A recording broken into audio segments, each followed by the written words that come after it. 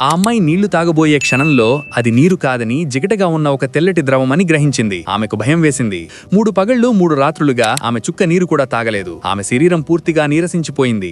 నిరాశతో ఉన్న ఆ క్షణంలో యూనికార్న్ కంగారుగా కనిపించడం గమనించింది. అది ప్రమాదాన్ని సూచిస్తున్నట్లుంది. ఏదో తప్పు జరిగిందని గ్రహించి ఆమె వెంటనే ఆ గుంత నుండి బయటకు దూకింది. అప్పుడే ఆమెకు తెలిసింది అది ఒక రాక్షసుడి పెద్ద నోరు. ఆమె చావు నుండి త్రుటిలో తప్పించుకుంది. యూనికార్న్ ఆమెను రక్షించింది. కృతజ్ఞతగా చెయ్యి చాచింది. కానీ యూనికార్న్ పట్టించుకోలేదు. బతకాలంటే ఉన్న ఏకైక మార్గం ఆ యూనికార్న్ ను అనుసరించడమే. వాళ్లు ఎక్కువ దూరం వెళ్లకముందే భరించలేని శవాల వాసన వచ్చింది. ఆమె ముందుకు వెళ్లి చూడగా అక్కడ నేలంతా ఎముకల గూడులే ఉన్నాయి. వాటిని ఏదో రాక్షసుడు తిన్నట్లుంది. ఆ రాక్షసుడు దగ్గరలోనే ఎక్కడో దాక్కుని ఉంటాడని ఆమె భయపడింది. వెంటనే ఆమె కాళ్ల కింద ఇసుక కదలడం మొదలైంది. ఆ తర్వాత ఇసుకలోంచి ఒక పెద్ద రాక్షసుడు బయటకు వచ్చాడు. దాన్ని చూడగానే ఆమెకు ప్రాణం పోయినంత పనయింది. ఆ రాక్షసుడు భయంకరమైన దాడుల ముందు ఆమె కేవలం తప్పించుకోవడం తప్ప ఏమీ చేయలేకపోయింది. కానీ ఆ రాక్షసుడు యూనికార్న్ ను గాయపరిచాడు. తన స్నేహితుడు గాయపడడంతో ఆ అమ్మాయి తనలో దాచి ఉంచిన ఒక శక్తివంతమైన మంత్రాన్ని ఉపయోగించి ఆ రాక్షసుణ్ణి వెనక్కి నెట్టింది. రాక్షసుడి బలహీనతను కనుగోవాలని నిర్ణయించుకుని దాని కవచంలో ఒక భాగాన్ని పీకేసింది. ఆ తరువాత వేగంగా ఆ కవచంతోనే రాక్షసుడిపై పదే పదే బలంగా కొట్టడం ప్రారంభించింది.